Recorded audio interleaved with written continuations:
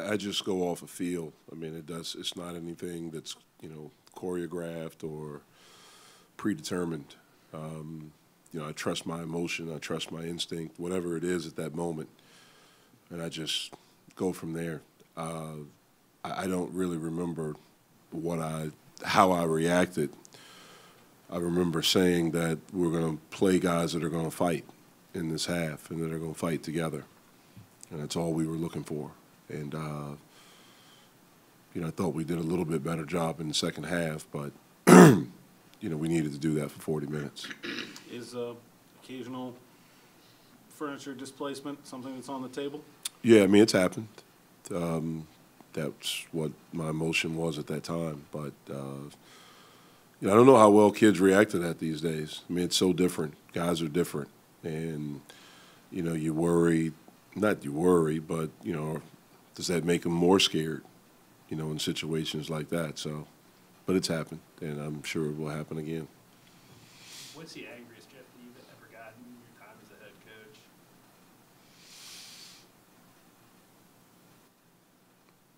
I mean, I've been angry a lot. Or I guess where it came out, maybe. I mean, I don't know. I mean, a lot of times I don't remember. Back when before the rules changed, you could get your team back at midnight. That constituted the next day. So I've done that where you've kicked them out of practice or you brought them back after a game at 12:01. The rules don't allow you to do that anymore.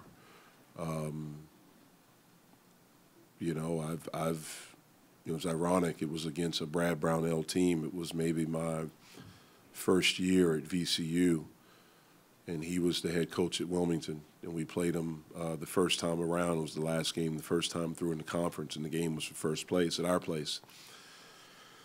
And they beat the heck out of us. It was an early afternoon game, maybe a noon game, and I was so upset afterwards. And I went to the media, to the press conference, and I complimented this team first because they were very good. And I made a comment that,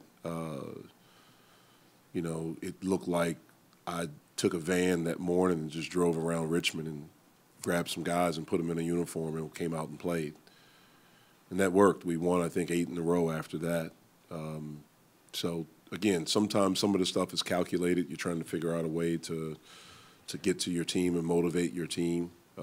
I try not to do that stuff publicly now. I don't want to humiliate anyone. But I don't know the angriest. I mean, those are a couple of examples. Do you expect Terrell to be recovered? I'm not sure. He didn't practice today, so we'll have a better idea. Yes, we'll have a better idea tomorrow. We'll see how he feels. And how's IDs? He has not practiced. We'll evaluate him again tomorrow. Hopefully he's able to practice, and we'll see. Jeff, what do you think you guys, it's only a couple weeks ago, what do you think you all picked up or maybe learned about Syracuse in your first matchup against them? That they're good. I thought as the game went on in the second half, a little bit later, I thought we attacked the zone a little bit better. We were able to penetrate it some. But, they had a big lead, so I think maybe they relaxed a little bit. I think they're playing even better now than they were when we played them last time. They're really shooting the ball well. They had 11 threes last night. Almost half of their total shots are threes. Guys that, when we played them last time, they were struggling shooting. And, Buddy came in and hit 3 threes against us, and he's up to close to 50% now in conference, when I think the last time we played him he was at like 26. Battle is playing great. Hughes and Brissett have continued to play well. Their zone is obviously really good. I've always felt, watching them and competing against them since they've been in this league, that as the season goes on, the zone gets better because the guys get more comfortable in their positions and their rotations and their movements.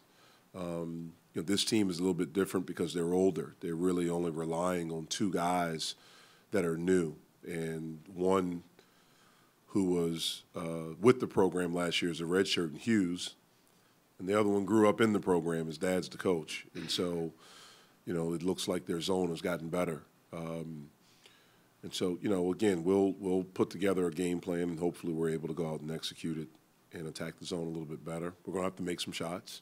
That's something you have to do when you play them because they do such a great job of protecting the rim, and we don't have anyone on this team that can have those types of confrontations at the rim against their size, length, and athleticism. As in the ensuing weeks, since you played Syracuse, do you feel better about your team against the zone? I don't feel better about my team right now because we haven't won. So it's not just against the zone. We haven't won. Now we've played 3 of the last 4 on the road, and against teams that are 2 teams that are in one's in first place or tied for first, and I think Syracuse is a game back, and then Clemson, who made every shot in the first half against us. And then our home game was against, perhaps the best team in the country. So we're trying to keep it in a little bit of perspective, but at the same time, we have to play better on both sides of the floor. Jeff, what do you think your team learned in that Louisville game about seeing a team twice in one season, especially your young guys, your freshmen out there? The second time, you play a team, normally they have a better feel for you. For us in that game, maybe, and I don't mean this in a disrespectful way, but maybe they had a little bit more respect for us because we beat them. And for Louisville, that was their only loss. They really keyed in on Xavier and Trey, and because they hurt him the last time, and so just so they have a little bit of better feel for you and what you're trying to do, your team, especially, Louisville, it wasn't that long between both games. Same thing with Syracuse. It's not that long. And, hopefully we have a better feel for them this time around. City had talked after the game on Tuesday, Jeff, about playing a full 40 minutes. Between the Clemson game and the Louisville game where y'all played well one half but really the other. What do you think lately has contributed, I guess, to that inconsistency? And when you work with your team, what are ways to kind of try to avoid that? I think one of the things is that we've played against really good competition. I think that's been a big part of it.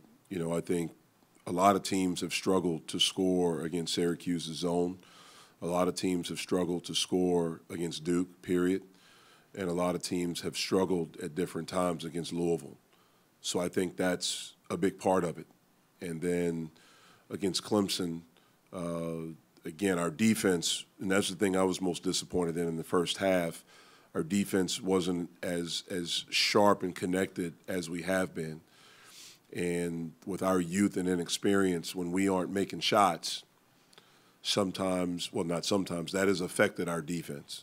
And I thought that's what happened to us there. We need to be connected more. Our talk needs to be greater.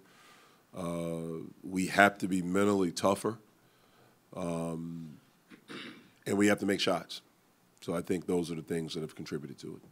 You had talked, Jeff, about keeping things in perspective and realizing that, while you're 2-6 now, a lot of the 6 losses came from really good teams.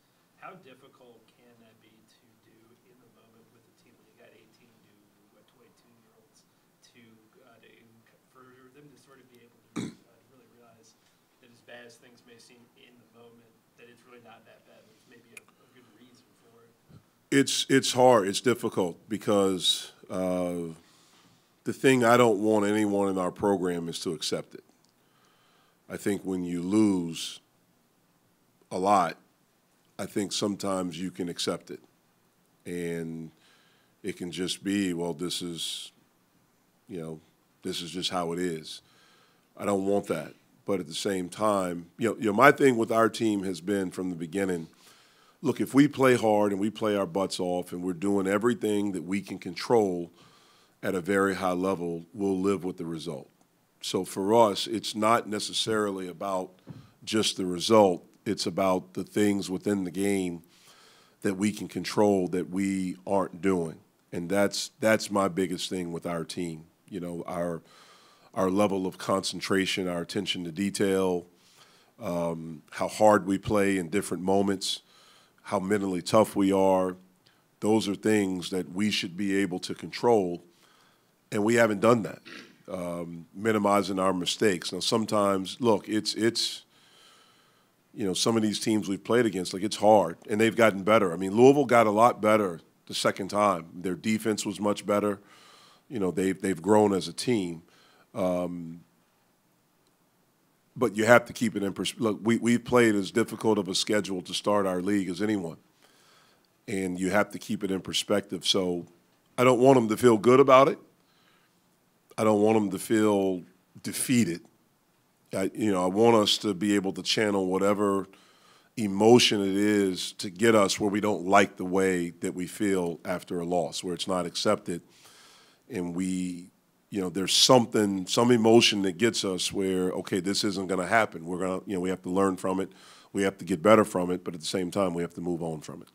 You've talked about your team being fatigued in the last few weeks. What do you do when a team is fatigued like that? Because the games come at you one after the other. You have to adjust things you do in practice. You know, some of the things that they're doing off the court, or, you adjust them. You know, they have to get more rest, the way they eat, all these different things. It's a lot that goes into it. And again, I've always felt like the middle towards the end of January and early February is when you start to see these things. Everyone's a little bit fatigued. Everyone's a little bit banged up. You know, teams have been playing really, really hard. And the teams that are resilient or mentally tough, they're the ones that are able to survive it. And we've tried to adjust some things we do in practice. Don't go as long. Don't, do as much contact. But at the same time, as we're trying to build habits and trying to build the program, we have to do some of those things.